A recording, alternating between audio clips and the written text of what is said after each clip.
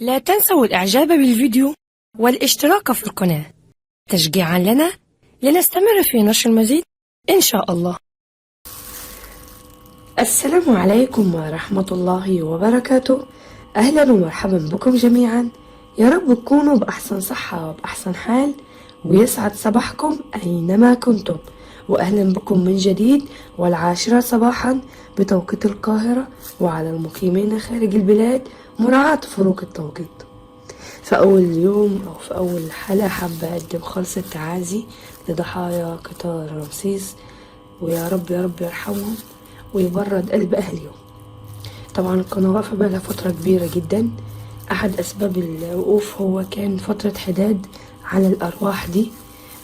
لازم يكون عندنا نوع من الإحساس شوية، مش معنى إن أنا بشتغل على اليوتيوب وإن اليوتيوب مثلا هيجيب لي فلوس إن أنا ما يكونش عندي دم، والناس بتموت وموتات بشعة وأنا بشتغل وعادي يعني. والسبب التاني هو صحي، فنسأل الله دوام الصحة والعافية.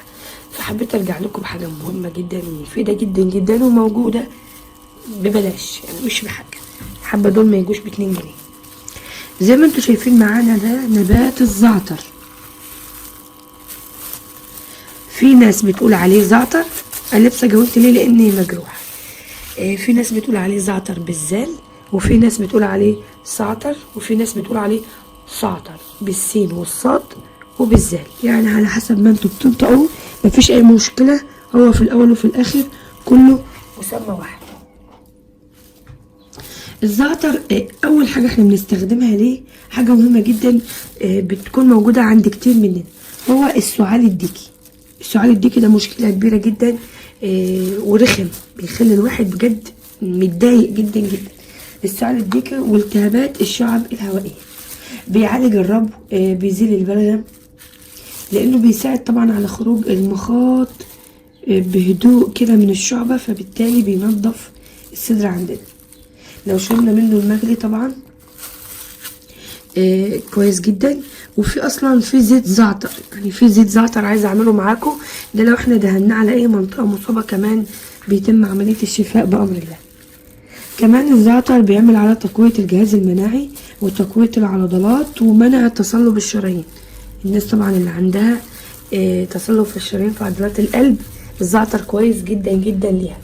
وعلى فكره فوائده لا حصر لها ولا قوه. كمان بيساعد الجسم على التعرق في حالات الحرارة، يعني الناس اللي حرارتها عالية بيساعد في الواحد بيعرق كده، فبالتالي الحرارة بتنزل.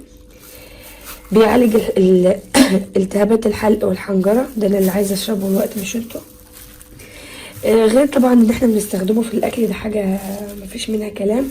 ولو شربناه على الريق بيعمل تنقية للدم، ودي مشكلة كبيرة جدا. لازم دايما ان احنا نحافظ على تنقية الجسم بشكل عام، سواء كان من الدم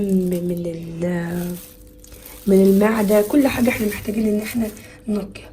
كمان بيعمل على تنشيط خلايا الشعر، الناس اللي عندها الشعر بيقع كتير، الناس اللي هي عندها عجز في النمو، الناس اللي عندها مشكلة في فروة الشعر، ككل الزعتر بيحلها بإذن الله. بيعالج حاجات كتير وبنحطه في حاجات كتير. طب احنا هنتكلم كتير؟ لا، احنا هنعمله معاكم ازاي ان احنا نقدر نعده بطريقة سهلة. كالعادة كوب من الماء، معلقة شاي، لان احنا هنعمل شاي الزعتر. مية مغلية،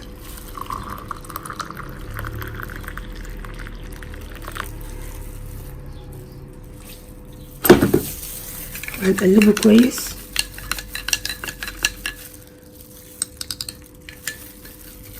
ومش هنصفي الوقت كالعادة، انا بكون حريصة ان انا احط عليهم غطا علشان استفاد من الزيت الطياري بتاعهم.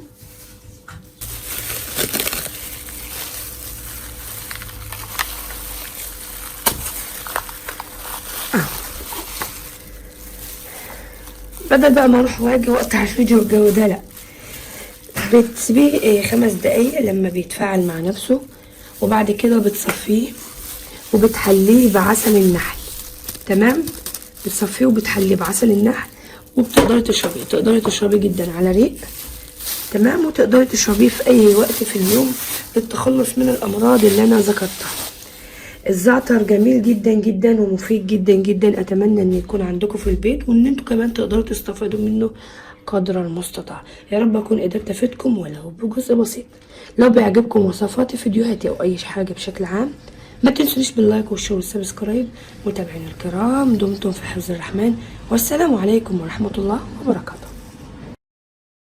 لا تنسوا الاعجاب بالفيديو والاشتراك في القناه تشجيعا لنا لنستمر في نشر المزيد إن شاء الله.